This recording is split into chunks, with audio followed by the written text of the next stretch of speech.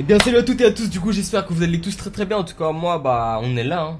on est là. Donc on va parler du sujet de ma vie depuis que j'ai commencé YouTube. Parce qu'on peut croire, c'est vrai que bah, j'ai que 10 000 abonnés quoi. Et une vie, vous allez vous dire mais attends, ta vie elle a pas changé. Mais il y a beaucoup de petites choses, des petites choses dans mon quotidien qui ont beaucoup changé, de manière positive, de manière négative, mais vraiment très peu. Mais aujourd'hui on va parler de ça parce que je trouve que c'est un sujet assez important pour vous montrer en fait que YouTube c'est pas si facile, mais c'est beau, mais c'est pas si beau en même temps, mais c'est super beau. Même moi j'ai rien compris. Bref, comme vous le savez, c'est pour certains, j'ai commencé YouTube depuis déjà quelques temps, j'avais 13 ans. En 2014, en fin 2014, ouais j'ai pas percé frère. Non, il y en a qui font 10 000 abonnés en 3 jours, moi je l'ai fait en 6 ans, y'a quoi. Donc, avant que je commence sur ma chaîne YouTube, j'étais un mec tech, bah comme vous, viewers qui n'ont pas une chaîne YouTube. Études, tu rentres, tu joues avec tes potes dehors ou chez toi comme ça, et ensuite tu fais tes devoirs et tu vas dormir, et après école, et après tranquille, tu te poses devant un film, tu peux aller au cinéma, t'es libre un peu. Quand tu commences YouTube, t'es pas trop libre hein. Enfin, t'es libre au début si ta chaîne perce pas, tu vois. Si ta chaîne perce pas, t'es libre. Quand ça commence à monter, t'es plus trop libre. Je t'explique. Quand j'ai commencé YouTube, etc., bah je m'en foutais du nombre de vidéos que je voulais poster. Je postais combien de vidéos que je veux, j'étais pas à fond. En 2016, quand j'ai commencé à, entre guillemets, monter, dites-vous que je gagnais entre 200 personnes par semaine. Des fois, je gagnais 1000 abonnés en quelques semaines comme ça. Alors que maintenant, 1000 abonnés en 1 an et demi, 2 ans. Mais on est là, t'inquiète. Tu vois, avant, quand tu gagnes beaucoup d'abonnés d'un coup, t'as une pression qui arrive. Donc oui, sur YouTube, c'est pas si beau, t'as énormément de pression. Donc t'as la pression de se dire, ok, c'est bon, là, je me suis lancé, il faut que je sois actif, je sois productif et tout. Du coup, tu commences à moins sortir, tu rentres de cours, tu fais vite fait tes devoirs, tes potes te disent, viens, on va aller manger un truc, toi tu leur dis, non, désolé, je dois faire des vidéos. En gros, comme il le disait Blédard, c'est grâce à sa vidéo, en fait, que je suis tombé dans le piège de YouTube de la pression. Non, pas la dépression, la pression hein. Je n'ai jamais été déprimé grâce à YouTube et heureusement. Parce qu'il y en a énormément qui tombent dedans. Comme le disait Blédard, si tu veux réussir sur YouTube, tu dois manger YouTube, boire YouTube, dormir YouTube. Tu manges YouTube. Tu dors YouTube. Tu penses YouTube. Tu parles YouTube. Tu réfléchis YouTube. Tu fais tes courses YouTube. Tout YouTube. Je suis passé par exemple, durant ma première année YouTube, je suis passé donc avant à sortir tout le temps, potes, etc. À ensuite me mettre à fond sur YouTube. Et le problème c'est que quand tu te mets à fond sur YouTube, bah tu commences à moins sortir. Du coup à chaque fois tes potes te demandent de sortir, tu leur dis non, tu vas leur répondre non. Du coup par la suite ils vont se dire il va jamais sortir, du coup on arrête de l'appeler. C'est ce qui s'est passé hein, à un moment donné frère, en 2016 je sortais tellement moins que mes potes bah, ils ont eu l'habitude de m'oublier parce que, enfin de m'oublier à sortir. Parce que je leur disais à chaque fois non. Heureusement les gars, heureusement que j'ai changé cette mentalité. Et parce que tu vois, je me suis dit, j'ai rien à prouver sur YouTube, tu vois. Donc je peux sortir quand je veux. C'est pas comme si j'ai un salaire à respecter. Je dois faire des vidéos pour gagner ma vie. Là, je suis libre. Je fais ça pour le plaisir. Du coup, c'est pour ça que j'ai repris goût à tout le temps sortir, à faire des vidéos que quand je le veux. Bah, même si je veux vraiment faire beaucoup plus de vidéos, mais je profite plus d'être avec mes potes dehors ou avec mes potes à game. À tourner des vidéos, etc. Alors ça c'était le côté négatif du terme d'avoir commencé sur YouTube, c'était ça. Le côté on va dire négatif. Mais ensuite il y a eu du positif. Par exemple avant j'étais quelqu'un de très timide, j'étais vraiment coincé du cul.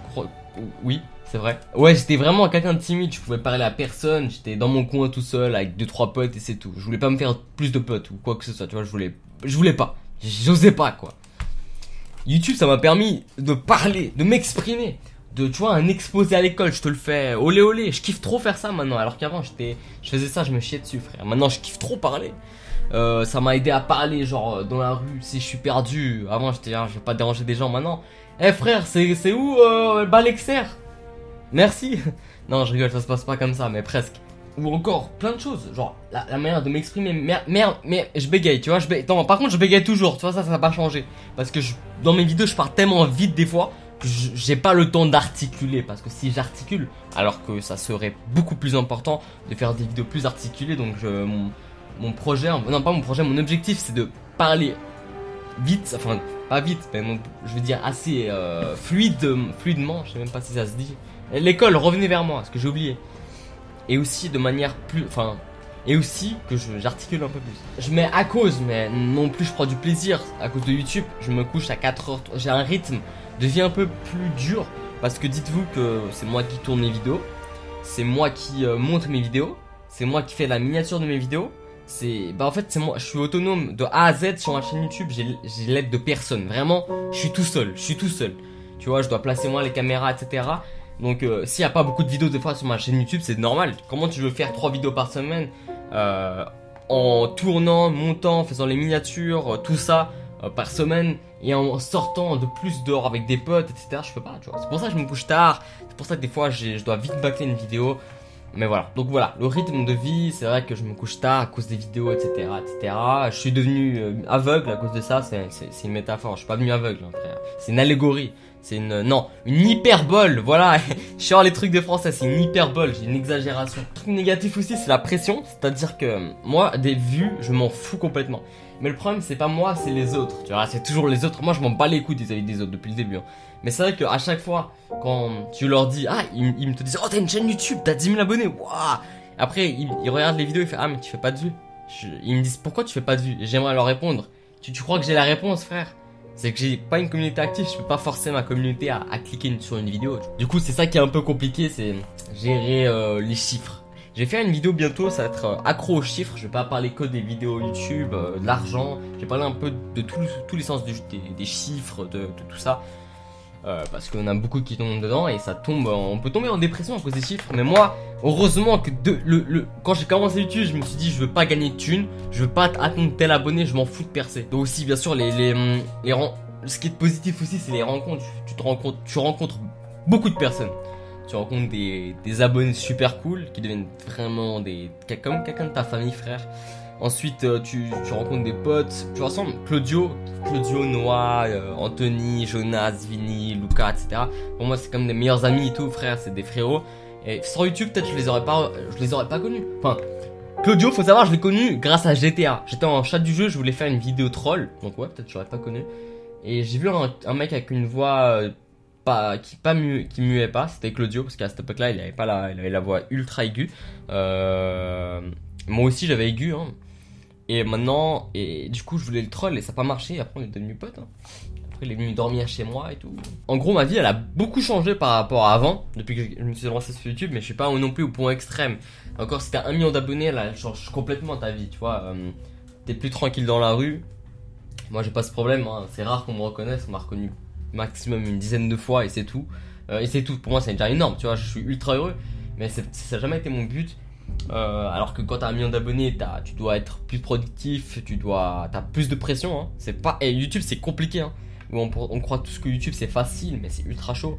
Tu dois gérer les haters. Bon, en fait, moi j'ai toujours été un mec qui s'en battait les couilles de tout, tu vois. Genre les critiques négatives, ça j'acceptais, tu sais, genre les critiques constructives, voilà. Mais les critiques genre fils de pute, pourquoi t'es maigre? Là je le disais à chaque fois, mange mon bâton dans ton cul. Je sais pas, ça c'est la chaleur, je crois que je fais une insolation là, je commence à délirer. Bref, voilà, il y a plein de choses qui changent dans le quotidien. Par exemple, c'est le setup.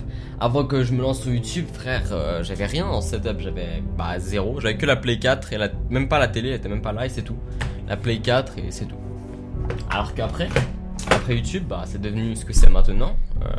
Je suis ultra heureux, mais voilà. Et grâce à YouTube aussi, ce qui va me faire changer, c'est que c'est peut-être ma voix en fait plus tard pour travailler plus tard dans l'audiovisuel ou dans le journalisme. Je kifferais peut-être bien ça. Au début, je voulais travailler dans le social, voilà, dans le social pour aider les jeunes de cité ou même les réfugiés qui viennent ici, aider toutes les personnes qui sont un peu en difficulté pour s'intégrer dans le pays. J'ai toujours voulu aider, j'adore aider des gens. J'ai fait une autre vidéo où je vais parler de ça, un peu de mon côté humain, parce que je sais pas, pour moi c'est une qualité d'avoir un côté humain, c'est-à-dire être à l'écoute de tout et essayer d'aider tout le monde. Mais après c'est aussi un défaut, c'est-à-dire que tu veux trop aider. Bref les gars, je voulais juste faire une petite vidéo comme ça pour vous montrer que ouais, en 2014 et 2020, ma vie a changé quand même, tu sais. Genre moi en tout cas, ma vie un peu moins, mais mon rythme de vie oui. Et du coup je suis content, et des choses où je suis moins content, mais j'ai su gérer et je suis content. Donc voilà, c'était Dany, du coup à très bientôt pour une nouvelle vidéo. Et là j'ai d'autres vidéos qui sont prévues. Le truc c'est que je pars 2 semaines travailler, je serai pas chez moi, je resterai 2 semaines là-bas où je travaille. Du coup ça va être un peu compliqué de publier des vidéos, mais je reviens à la rentrée, donc le 24 août, je reviens. Là je vais publier des vidéos jusqu'au 9 août. Et ensuite du 9 août au 24, il y aura malheureusement rien du tout. Je vais tenter de publier des trucs, mais je serai pas chez moi, je vais pas avoir tout le temps du réseau, etc. là-bas. ça va être un peu compliqué. Mais après, dès le 24 août, on relance la chaîne El Flaco, on relance bien la chaîne Fire Danny et les lives les week-ends, les vendredis ou samedi, et de temps en temps en semaine, je vais tenter, ça dépend comment je serai avec l'école et tout. Bref, n'hésitez pas à lâcher un petit like, des commentaires, de partager et de me faire part de votre expérience de youtubeur, de streamer ou d'influenceur. Je pense, je vais même en faire une vidéo de vos pires expériences que vous pourrez faire. Et puis voilà, c'était Danny et on est là et road to 11 000 abonnés.